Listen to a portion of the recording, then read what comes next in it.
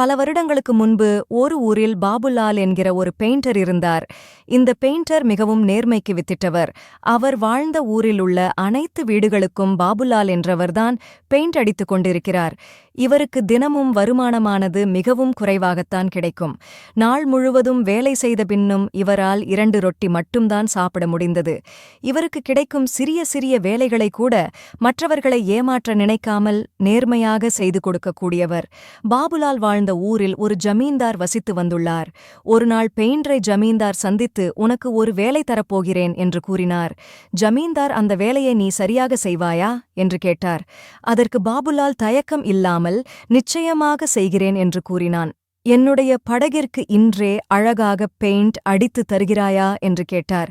Painter முடியாது என்று கூறாமல், உங்களுக்கு நான் இன்றே பெயிண்ட் அடித்து தருகிறேன் என்று கூறினான். ஜமீன்தார் இந்த வேலையை அவருக்கு கொடுத்ததும் மனதில் பெரும் சந்தோஷத்தை அடைந்தான்.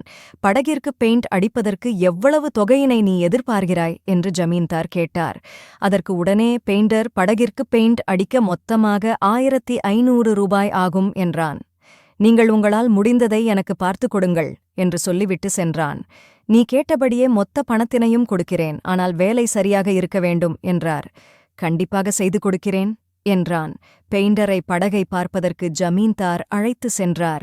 பாபுலால் அவரிடம் சிறிது நேரம் கேட்டு பெயிண்ட் அடிப்பதற்கான பொருள்களை எடுக்க வீட்டிற்கு சென்றார். வீட்டிலிருந்து பொருட்களை எடுத்து வந்து படகிற்கு பெயிண்ட் அடிக்கத் தொடங்கிவிட்டார். படகில் ஒரு ஓட்டை இருப்பதை பார்த்துவிட்டார். ஓட்டையின் மேலே நாம் பெயிண்ட் அடித்தால் நீரில் படகானது மூழ்கிவிடும் என்று மனதில் நினைத்தபடி ஓட்டையை அடைக்கத் திட்டமிட்டான். படகில் ஓட்டை தெரியாதபடி ஓட்டையை அடைத்துவிட்டு முழு படகிற்கும் பெயிண்ட் அடித்து முடித்துவிட்டான். ஜமீன்தாரிடம் சென்று, படகில் பெயிண்ட் அடிக்கும் வேலையானது முடிந்துவிட்டது.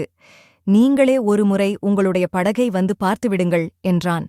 படகை பார்த்த ஜமீன்தார், படகு மிகவும் அற்புதமாக இருக்கிறதே என்று கூறினான்.